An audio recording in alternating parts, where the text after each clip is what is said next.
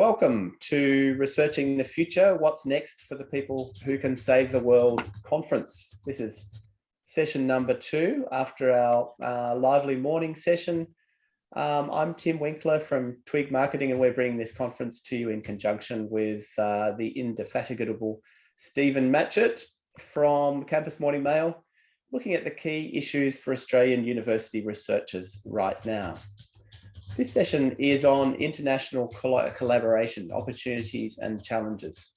COVID-19 didn't shrink the world, it brought researchers closer together as they cooperated and competed to save us all. The challenge is to keep on globalising knowledge and to work out how that is really going to happen. We have 4 amazing guests today. I'm delighted to welcome Dr. Matthew Brown, who's been Deputy Chief Executive of the Group of 8 for 7 years and has worked on research policy in a number of settings after an early career researching pure mathematics. Better him than me. Tim Cahill, Managing Director of Research Strategies Australia, and has worked with stakeholders in the R&D sector for the past 15 years, working to maximise the benefits of publicly funded research. Dr. Kath Latham, Director of International Affairs at the Australian Academy of Technology and Engineering. Has previously worked in policy and as interim CEO for the Australian Academy of Health and Medical Sciences. Seems, Kath, you work with a range of organisations with very long names.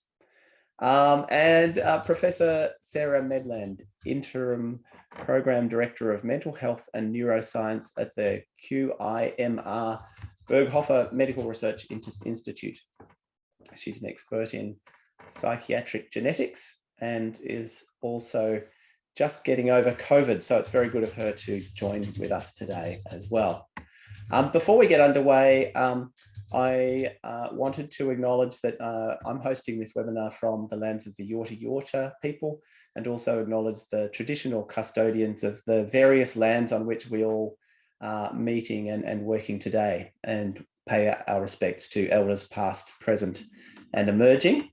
The session is being recorded and will be made available to delegates later. If you have questions, please submit them in the Q&A area. Now, Matthew, we'll start with you. What did we learn from COVID? And if it happens again, will we be better prepared next time? Thanks, Tim. Interesting question. I think one thing we certainly learned from the COVID experience was the importance of international collaboration in research and supporting that on an ongoing basis. It's something Australia has done fairly well, and it sort of partly explains how we punch above our weight in research internationally. But we really saw that the pre-existing research linkages came to the fore in dealing with the COVID pandemic. So it was a case in point. Eddie Holmes from University of Sydney, with his collaboration with Chinese researchers, was able to do the first publication of the sequence of the virus which causes COVID. So that can't just happen all of a sudden. That's based on years of pre-existing relationships, international collaborations. So we really saw, both internationally and domestically, the benefit of having this research expertise there when situations like this arise.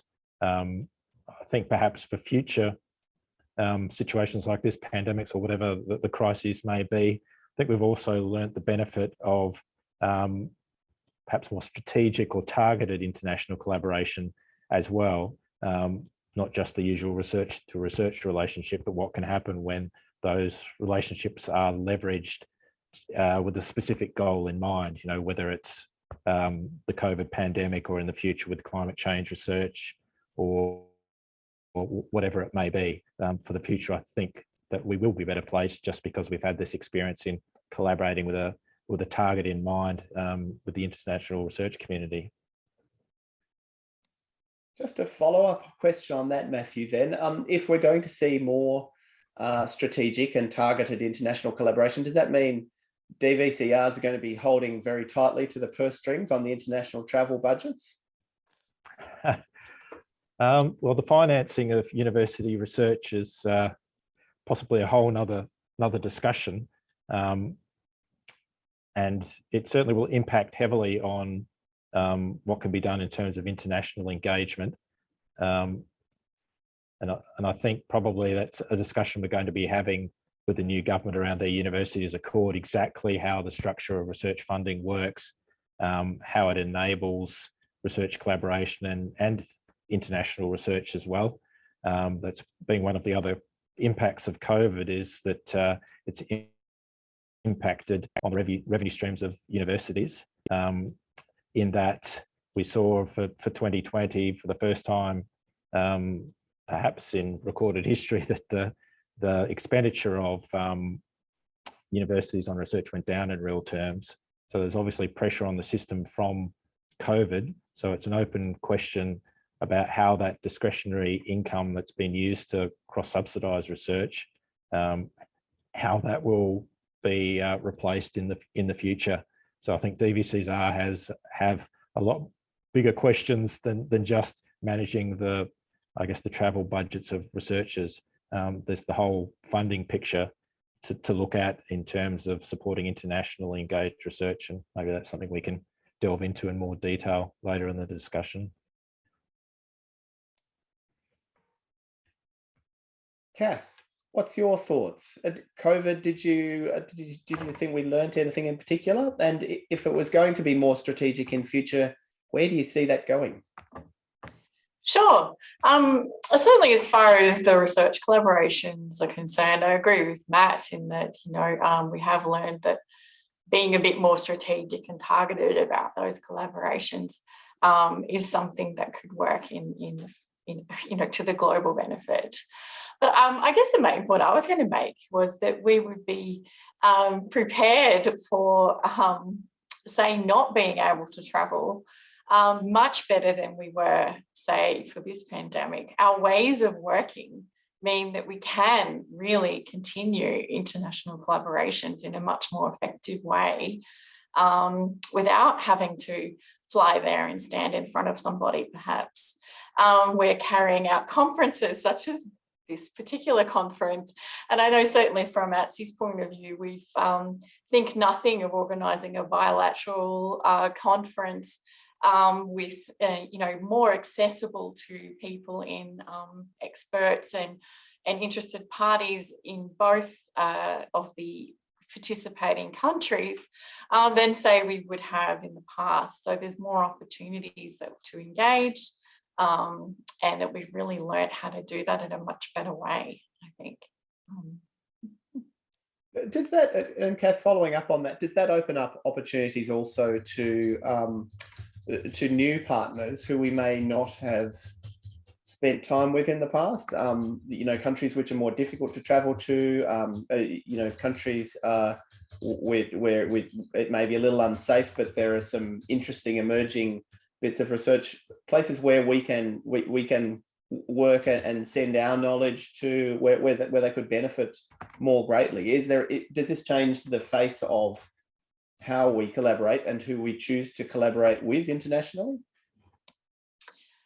Certainly, as again on the accessibility, I feel like you asked me about 4 different questions there, but on the accessibility point and opening up new relationships, new conversations, and new opportunities for knowledge exchange. Absolutely. I mean, I guess you're asking different questions. It's not how easy is it to get there. It's what are the technological capabilities, and are those in place for that country to communicate with us? But those are a lot more, easier to establish, say, than navigating around somewhere that perhaps is a little inaccessible by road, plane, and we're particularly interested in establishing new science and technology collaborations, and with Australia and the Indo-Pacific, and that's not necessarily one location. It's quite a few locations spread across a large area, so it's quite nice to be able to bring people together across those distances, across water, we like saying overseas from Australia, in a much more productive and accessible way. So yes, to answer your question. Tim, a bit of a challenging question for you. We've had a couple of comments about the importance of strategic research. Does that mean we weren't doing strategic research before? And if you want to maximize the benefit of public research, how much further can we go in making our research more strategic? The answer to the second part of that question is a very long way. And I suppose there are lots of parts to that complex question, but maybe to come back to something Matt was alluding to earlier. What levers can a Deputy Vice-Chancellor Research inside a university actually pull to make the university more than the sum of its parts? Incidentally, I heard one university described in an interview I did recently as less than the sum of its parts. But great throwaway line. But DVCs have very limited strategic budget available to them to actually try and steer the ship in a particular direction. And our research funding system is oriented towards what I call project-based thinking rather than program-based or strategic longer-term capability building. So unless there's some fundamental shifts in how research is actually funded, which would be hugely controversial because it would effectively mean reorienting the funding away from individualized project grants for researchers and shifting the balance back towards larger strategic institution-based grants, and all of the spillover effects that might have in terms of specialization, differentiation, efficiencies, etc.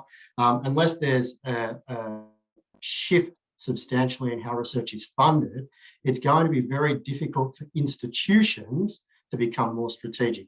Individuals and groups within those organizations certainly can become more strategic, and definitely there are trends towards things like strategic research pillars and trying to coalesce a research effort inside a university around some particular thematic structural units. Similarly, there are probably more research centers, conglomerations of researchers under the banner of something called a center coming out now, which are, I guess, organizationally responses to trying to be more strategic. But if we wanted the sector to en masse be more strategic, be it in its approach to international relationships or anything else, certainly the funding arrangements would have to change dramatically to allow universities to actually pull some financial levers and make that happen. Does that mean, Tim, then that greater domestic collaboration might be part of this story going forward, that there might be groups of universities going forwards to try and get that strategic mass? Certainly, I think that's part of it. But we have a massively, what's the right word, atomized, I suppose, higher education sector. I mean, the full-time equivalent staff of the Australian higher education sector fits inside the MCG effectively.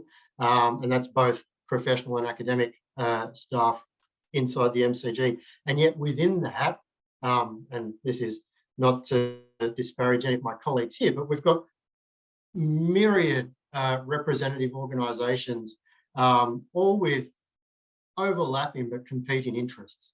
The effect of competition for resource in our very small sector has, in my view, at least I'm probably not alone in thinking this, but has really meant that we're far less effective and efficient with what we could be doing as a nation, even if we might have some institutions and organisations that are certainly punching above their weight, sitting below that. So to collectively pull resources together and be more strategic and do some of what we saw under COVID, I think Matt referred to it. Sorry, Matt, I'm putting words in your mouth here. Something like orienting towards mission-based research endeavours as a nation is, again, going to require some significant disruptions to business as usual inside of the sector. But importantly as well, I think, to come back to the topic of international collaboration, maximising how we leverage our international relations is something that we simply don't do at the moment. It has to be not just a higher education problem, but we've got to align higher education policy, innovation policy, industrial policy, workforce policy and planning, as well as our value capture mechanisms around job creation, taxation, etc. So it's a massively complicated task to do this properly, I think, as a country. Just before I go to Sarah, Matthew, did you want to respond to any of that?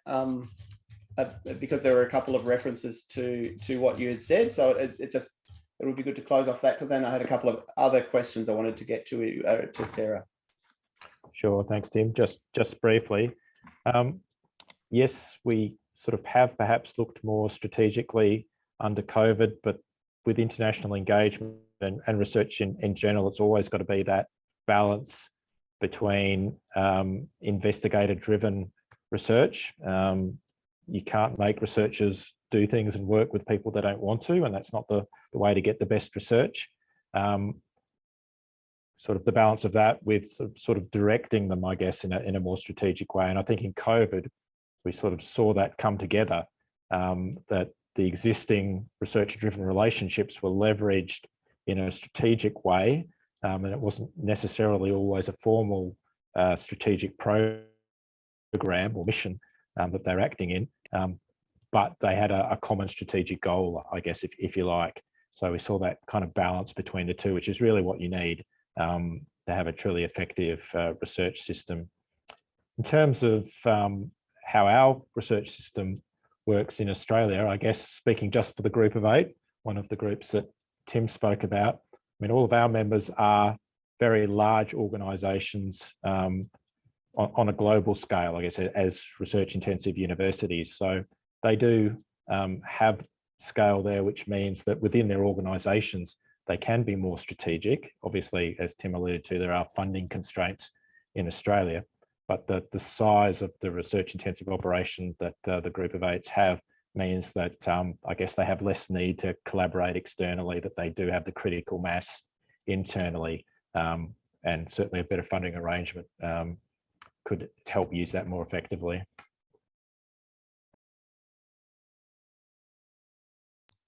Great, thank you. Sarah, I wanted to move on firstly to your personal experience during COVID and after. I noticed looking at your bio, you've been a visiting scientist at the Broad Institute of Harvard and MIT since 2009. Clearly on a personal level, you've had really close international links over a long period of time, as many people have. But I'd love to hear a little about your story. How has that changed pre and post COVID, and where's it going? Sure. So I'm a researcher who works mostly in the genetic space. So a lot of work around psychiatric genetics and a lot of work around imaging genetics. So I do have appointments at the Broad in Boston. And I work on the type of papers that result in author lists of 200 or 300 individuals. And they have been that way prior to COVID as well. So I sort of work in a part of science where prior to COVID, we were already doing large scale teleconferences, a lot of interactive work, and really a lot of collaboration. So it's a field that's driven by collaboration because we need the power for our statistical analyses, and the data collection and the data generation is too expensive for any one group or any one country to be able to do alone. So during COVID, we did see this intensify. But one of the things that was, to me, quite disappointing was we saw almost all the scientific conferences shifted their schedules to be in the US time zone. So at the same time as we had, we had reduced costs in travel, reduced costs in participation, which opened the doors for a lot of researchers from the global south or the low and middle income countries. We were also seeing an increase in basically time zone prioritization of the US. And there were examples that went a bit differently. So, for example, I ran a conference for 2 years where we actually did a 24-hour continuous Zoom conference. And so the point of that was every single speaker got to speak at a time that they would usually be awake. And we handed over and we had a series of local hosts that went all around the world. And we saw that that kind of endeavour really increased participation from, places that you just had never seen being part of these conferences before. And so what has that meant for you, in terms of your work and your outputs? Do you think that this is now that we're about out of lockdown, what does it mean going forwards? We've already seen quite a deliberate step back to in-person conferences and a tension between how to include a hybrid component that will allow people who were accessing the conference and presenting at the conferences for the first time to be able to continue their participation. So I think going forward strategically at an international level, this is something we really need to be thinking about, because we've demonstrated over the last 2 years that there's a great community of researchers in these places doing really interesting work. We just haven't heard from them necessarily because it's difficult or expensive or politically impossible for them to come to the standard conferences. So I think moving forward, hopefully we're going to see collaboration become more of a fixture and a point of strength in research in general. And really thinking about relationship management in that collaboration, and that maybe teaching collaboration and teaching interaction is something that we really need to do within our university space and make sure that our graduates are coming out with those skills in how to collaborate.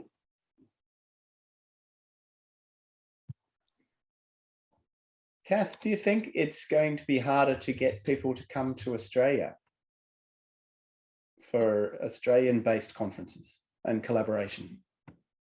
Well, I guess there's kind of two different questions, right? Like if you're asking about talent attraction, then it's a slightly different question to coming for a conference. I think that sort of exotic appeal hasn't gone away for Australia, and I think that people will maybe always have an inkling that they wanted to visit and see all those things that they've seen in so many pictures as a side trip on their conference visit. But as far as talent attraction goes, I do think we have some work to do here on creating an environment where, depending on what industry, what skill set, that kind of thing that we are trying to attract. I do think there is a bit of work for Australia to do in that area. Certainly from ATSI's point of view, we focus on the STEM fields, and depending on what kind of capabilities we're talking about, it might require entirely new bodies of skills, workers with different skills to come in, or perhaps we're trying to attract people that might assist in building skills within our own workforce, across, say, quantum computing or hydrogen production or whatever we're talking about. There are some nuances there, but I do think we have a little bit of work to do in this area. I think one example would be in one of the most recent census, that many engineers who've come to Australia and trained elsewhere, there's only about 40% that are actually working in an engineering job. So we have a little bit of work about attracting people and creating a place where people can work.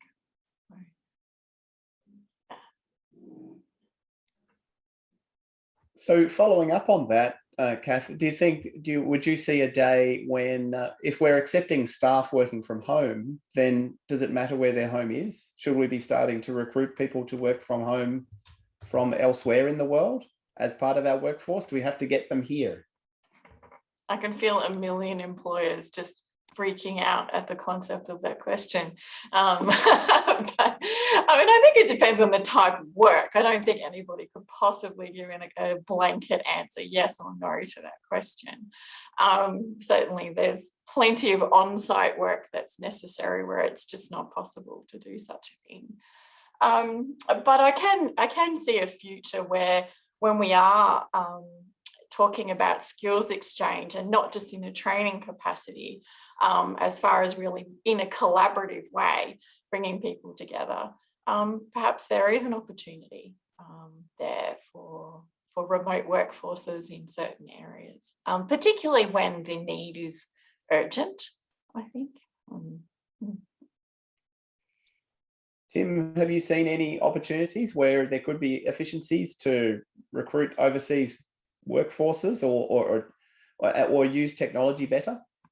I'll answer your question, but Sarah was putting her hand up, so I'm just going to throw to Sarah. Yeah, sorry, I did just want to flag, I think one of the things we really saw in the university sector was problems where PhD students in particular needed to be in the country before they could begin their degrees. And we although it was, eventually a 2-year period where most visas were not being granted, we never really got to a solution on that. So there was a real gap in people, talent coming in, and people being able to start that part of their research education. And I think if we do end up in a situation where, borders do need to close again, this is something we really need to address very early on in the piece to keep that continuity of the research workforce and the knowledge gain. Great point. I'll attempt to answer your question now, Tim. No, full well I'm about to answer a totally different question. I think one of the missing components at the moment, in addition to workforce, etc., is an effective investment attraction strategy into our universities and into our research capabilities. And again, back to my earlier point that what we need to tie up is a series of different policy agendas that are going to speak to each other across innovation, workforce planning, universities, etc. One of the things that I've noticed universities aren't particularly good at is strategically identifying partners that would want to come to work in Australia as opposed to working elsewhere.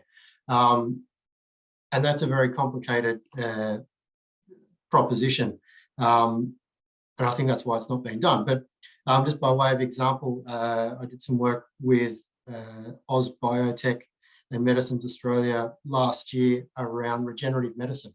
And we've got a lot of relevant research happening across the board in Australia, lots of very good research that could feed into the space around cell-based therapies, for example.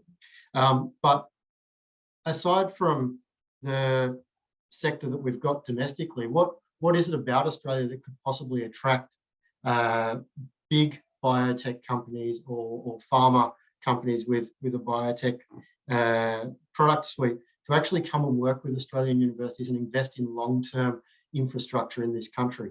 And if you look at the competitive landscape, well, these companies are situated next to really good universities and they have existing very large relationships and big investments. So what is it that could actually attract those companies to come do that and set up shop in Australia similarly?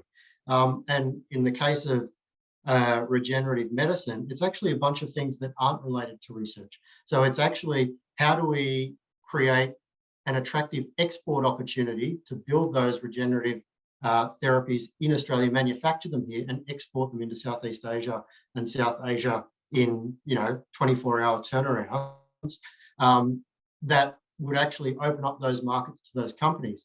And then when you start thinking backwards from that point, you need all sorts of infrastructure around cold transport, logistics, etc. You need airports that are equipped to pump that stuff out. You need manufacturing capability well beyond what we've got in that space now in this country.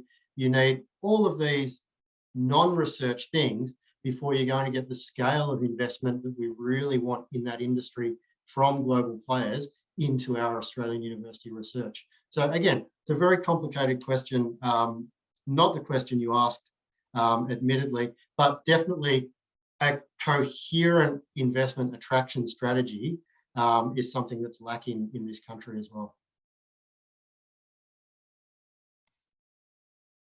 Matthew, your constituents have scale, and there's been some success in all sorts of collaborations, commercialization, and so on. What do you think the future looks like in terms of both attracting partners here and attracting the right workforce? Are there constraints that you see? Thanks, Tim. Yeah, as the other Tim mentions, it's an extremely complicated system that we're dealing with there. If you're talking about taking research to market, say as a commercialized product, or even to translation of research more generally. And perhaps something that Tim didn't touch on was that, in fact, even just within the research area, there are issues of getting it to a commercialization stage. So it's not just goes straight from the lab bench, say, in terms of biological sciences, to a commercialized product. There's a whole chain of things that have to be done. You have to go through proof of concept, then you have to go to sort of more early stage commercialization of a product, and a whole range of things, which requires a range of different skill sets in the workforce to achieve that. So while I think certainly the group of 8 universities do very well in terms of commercialization, and do very well in terms of attracting big partners to Australia. I think, you know, as we've seen in the Melbourne Biomed precinct, there's a lot happening there in terms of international partnerships. But perhaps what we are missing in Australia is we need a step change in the workforce that will allow us to take this research to market. You know, it takes a range of different skill sets, and perhaps in Australia in the past we've had an overemphasis, certainly in government, on the levers that can be pulled in the education portfolio.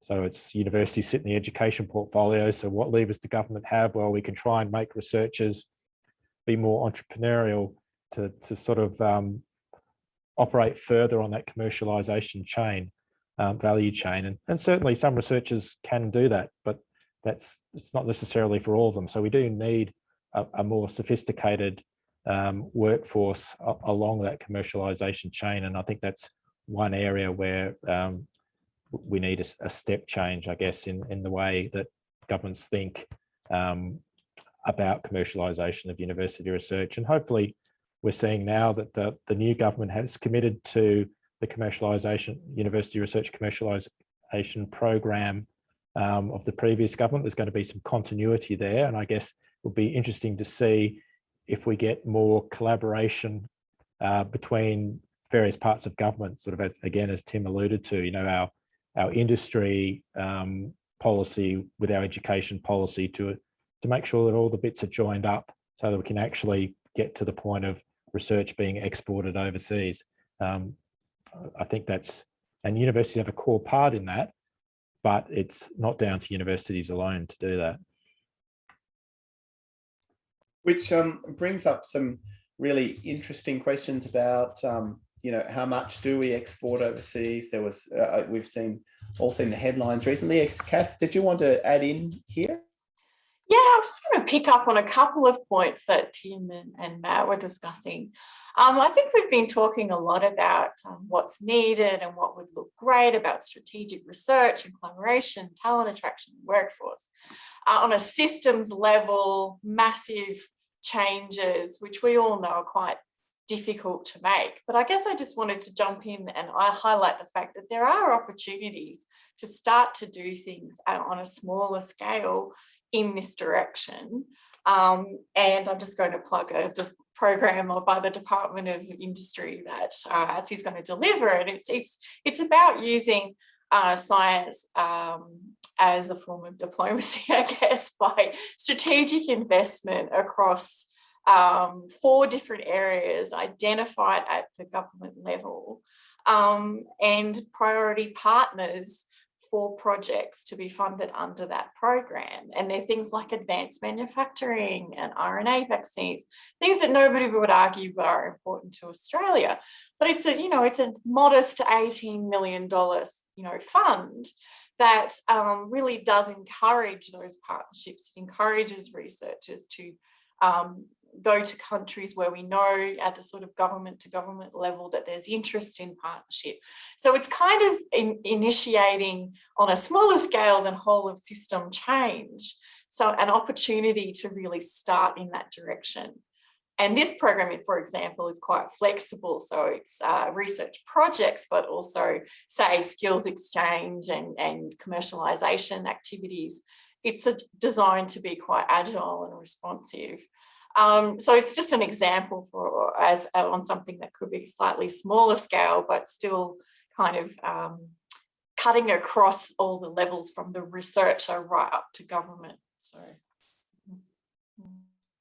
And just on that, Kath, then, do you think we have the measures right? How do we measure that international collaboration is good? Is it good for us? Is it good for the world? I think that depends who you talk to.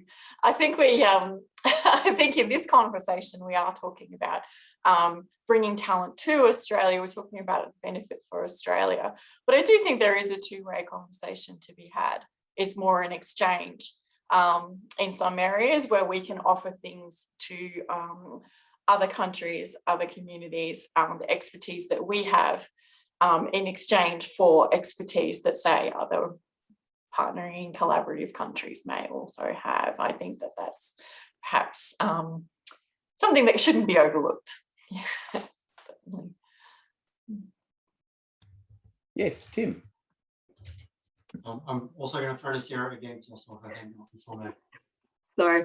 Yeah, just in agreement with Kath, and also thinking about the way that we both have our grant-based systems and also our systems within university structures.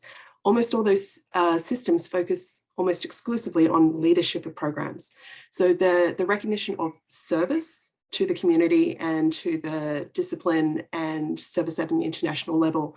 And I think when we start to bring these ideas and make them part of the reward system or the advancement system, valuing collaboration rather than turning around and saying, well, there were 200 people on this paper, so obviously you did nothing.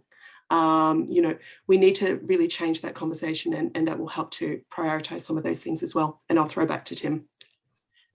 Just on that, Sarah, though, like, how do you change that? Because that's quite a big point in itself. Like, if Sure. you want to get people recognised because you're one of 300, where are we falling down structurally on that? I'm curious about that. Yeah, so I quite often get sent, requests to provide reviews or recommendations on people's, overseas it's a tenure packet, in Australia it's an advancement packet. And in our field, we actually have to sort of write a preamble and explain the publication system in our field. So you have to explain that a publication may have multiple groups of a first author group and a second author group. And, that often things are arranged alphabetically within groups. So the fact that someone's surname starts with an M is going to automatically disadvantage them and put them in the middle of a group. Because if you've got people who are looking or are used to a system where, it works from the first person did the most work all the way through, or it's the first and the last, each discipline really is different, and we need to kind of accommodate and explain those differences as part of this process.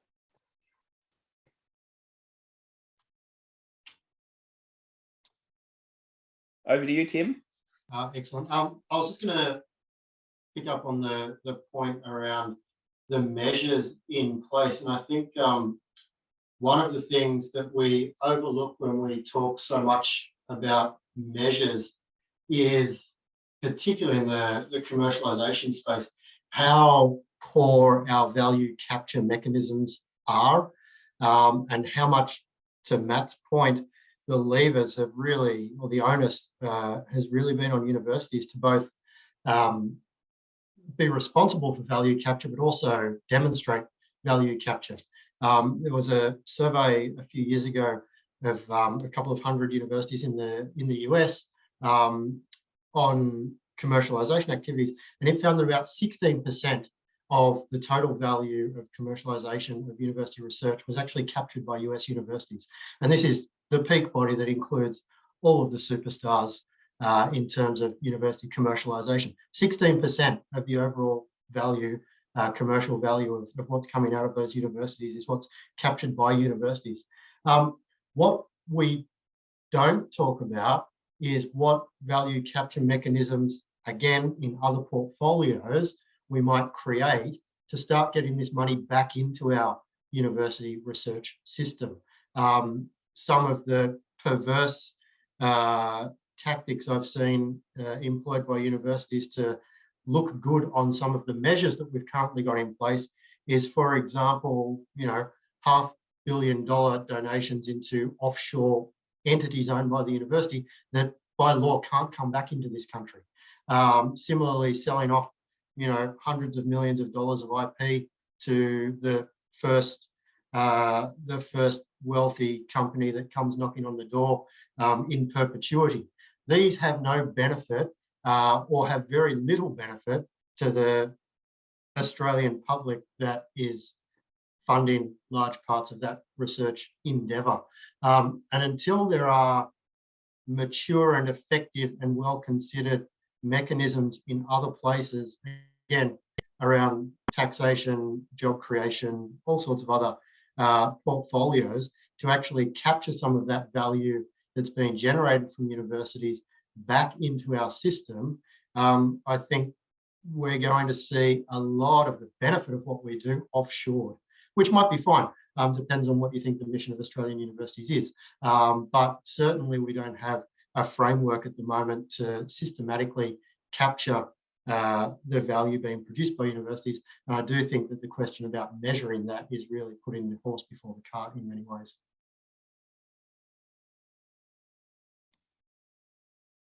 Matthew, yes. Just on the question of measuring, I guess I wanted to just pull back a bit. I think the discussion started on, can we measure the value of international collaboration? And I think it's a question worth addressing quite broadly at a big picture level.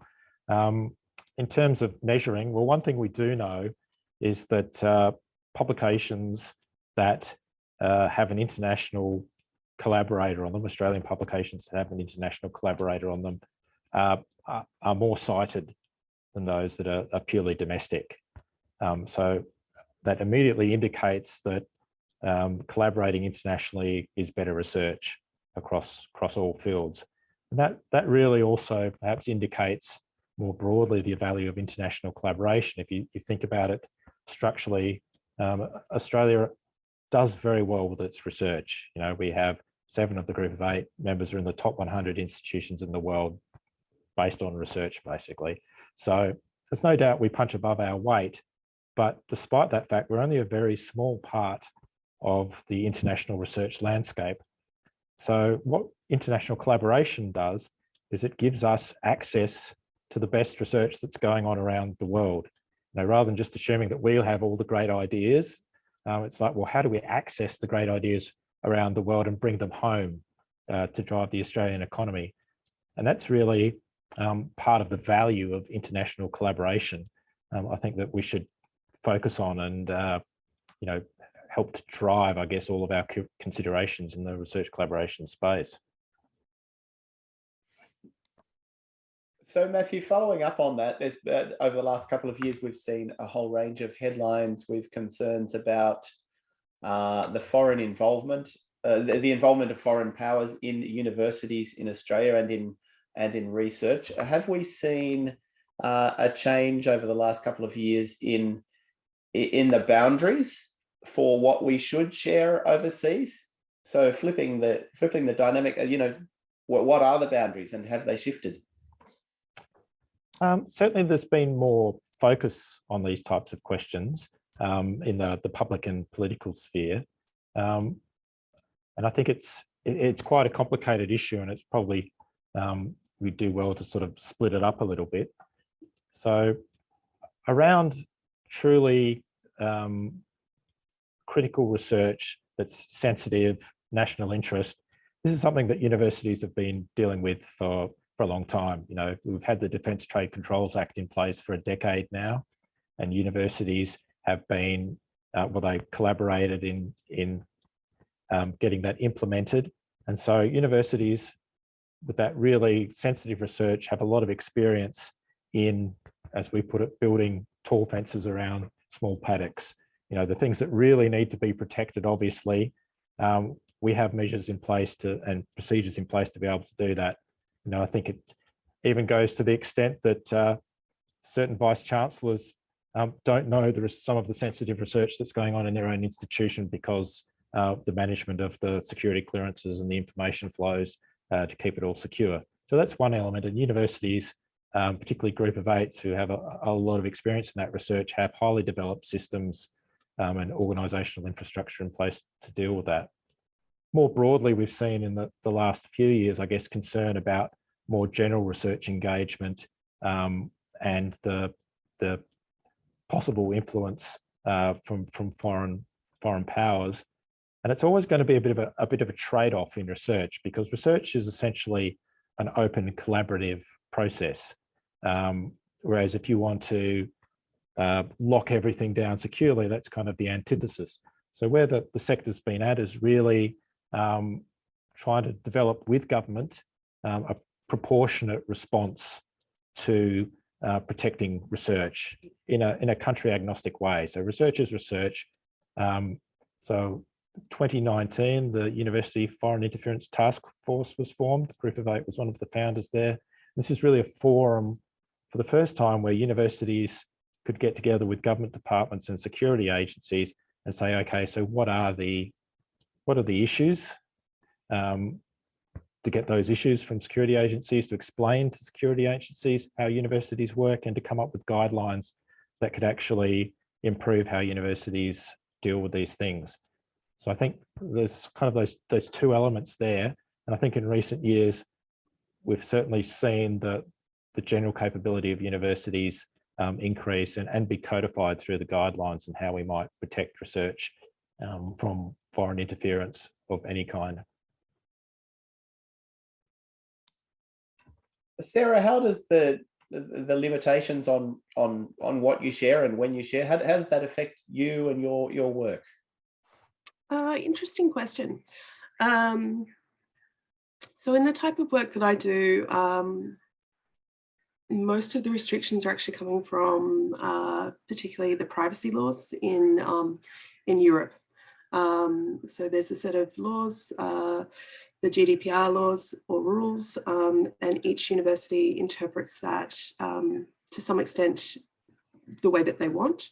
And so negotiating what's possible is an important part of collaboration, and finding ways to work where raw data is not exchanged, or work can be done that respects the regulation and ethical situations across multiple countries is a really important part of the work that we do. And has that changed for you in recent years, or is there a broadening of sharing of information, or is that narrowed? Yeah, so it's definitely an evolving situation. So working as I do in genetics, there's a set of regulations, particularly around funding bodies who require certain data to be made publicly available or publicly accessible. And then this needs to be balanced with the tensions of where the research is actually done and where the participants come from. And so respecting the rights and regulations that bind the data in the home country as well. So I feel like each collaboration really has needed to sort of work through those issues based on who's coming in and what countries are involved and what's possible. But at the same time, science has really been working on ways to work with federated data sets, or ways to work with meta-analysis that don't require access to sensitive raw data. So it's created challenges, but they're not insurmountable, and there are definitely ways to work around these things. Kath, what about in the engineering space? There in tech and engineering, there have been a lot of discussions. What should we share, when and how? Is this been an issue for you? Yeah, in some ways, I think as a lot of the engineering and tech and space technologies and manufacturing and those kind of areas, I think that you were alluding to, tend to work quite closely with bodies that are very across across these areas. The research is conducted in conjunction, say, with defence or organisations that tend to be highly aware of what's sensitive and what isn't, and have extremely effective ways of managing such knowledge exchange so that it's effective and can move forward. But perhaps it's not so much of a grey area when the information is likely to be more sensitive, if you see what I mean.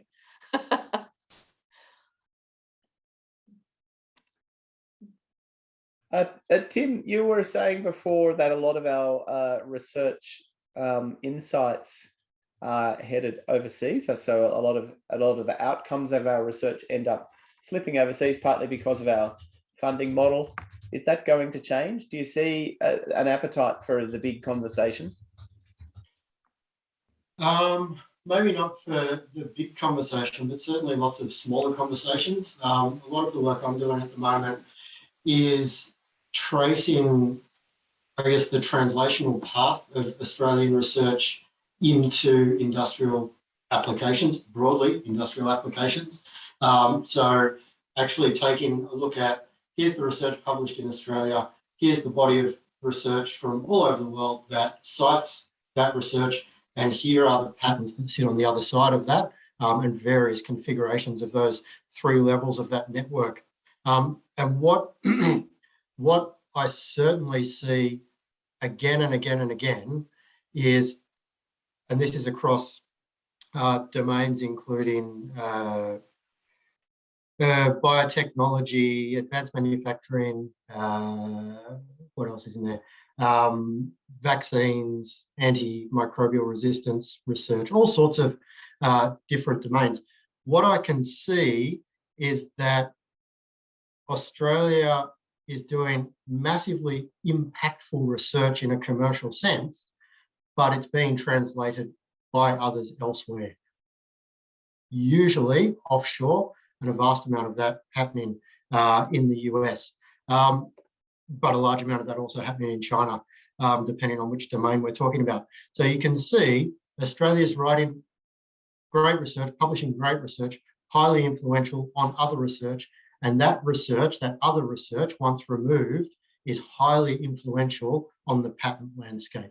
But it's not coming straight directly back to the source in Australia. So there is a very, in my mind, empirically identifiable gap in that translation pathway where we're missing out on a lot of opportunities where our research is being translated, but it's being translated via other organisations into companies. And that's more than likely, and this is my extrapolation from that, that's more than likely because of the close geographical proximity of the companies and the universities that they're working with. So I think there's a lot of work to be done for us to actually leapfrog over that middle person and be the ones that are translating this directly with industry partners.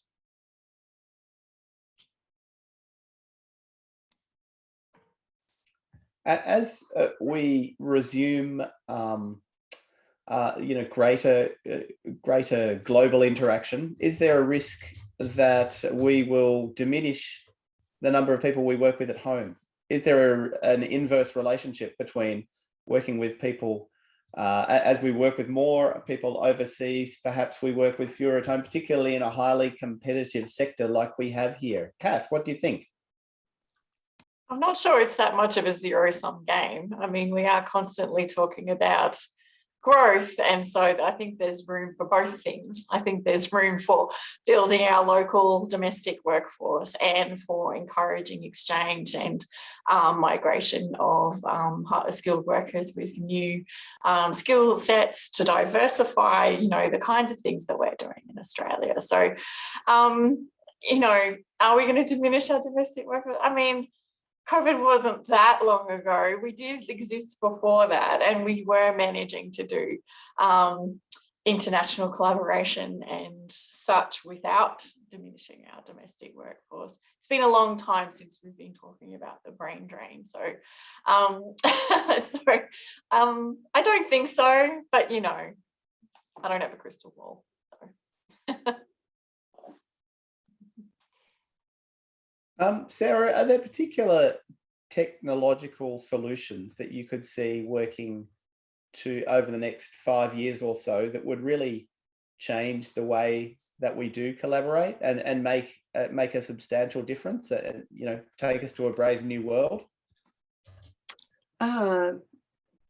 Great question. Honestly, I think some of the answers though are actually old technologies.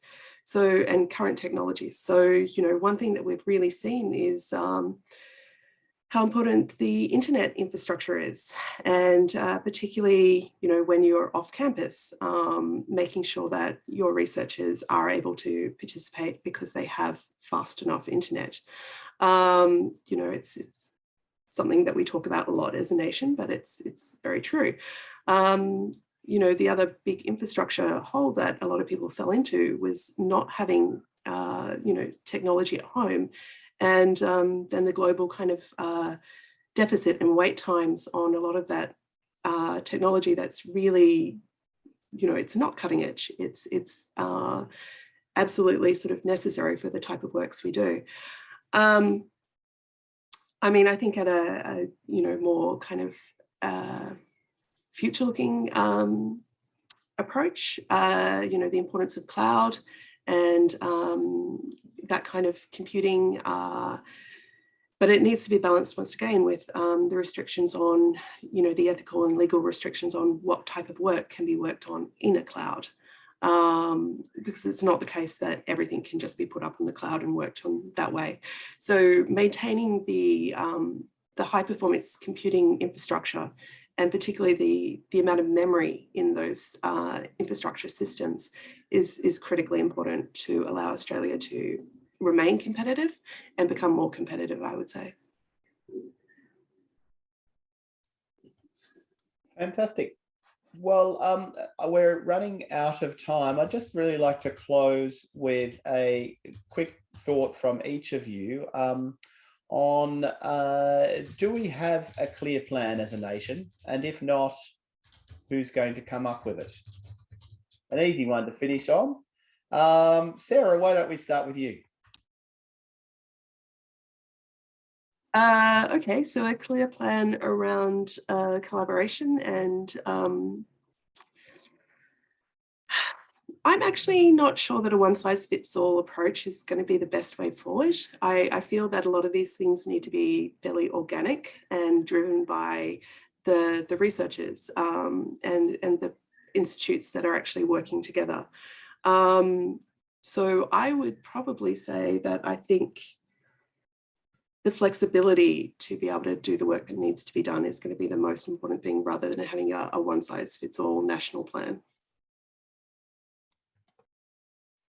Awesome, thank you. So the organic approach. Kath, what's your thoughts? Do we have a clear plan, and should we rely on organic change?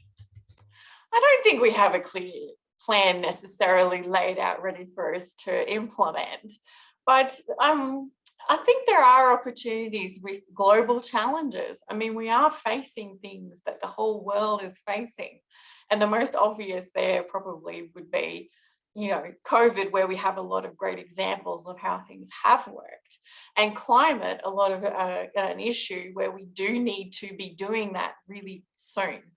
And I think that they're in areas, it needs to be led from the top, I think, you know, to take us in the direction, identify a problem, how can we work together, But there are a lot of great examples, as Sarah said, of research at the researcher level, the organisation level, and the government level, of where this is already being done really well.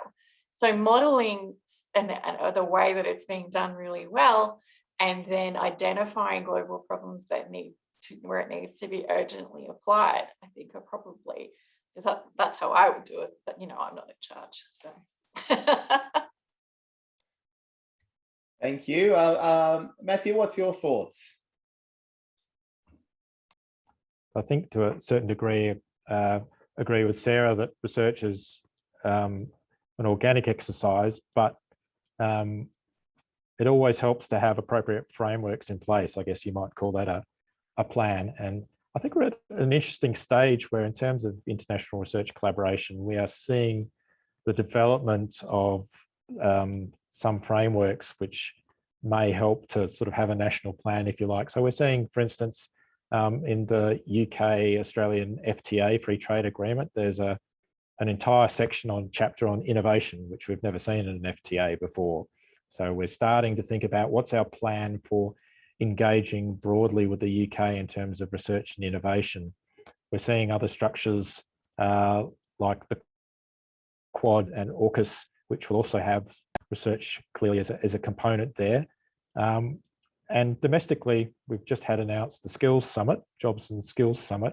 That's really going to be a consideration of where do we need national capacity and capability in terms of our workforce, and looking to a sort of more sophisticated economy, looking at how AI or other technologies are developed and introduced into the workforce. That's naturally going to include research, and it's naturally going to include planning about how we get that workforce in Australia. And that has to be partly through international collaboration and the movement of researchers into Australia. Absolutely. And final words from you, Tim.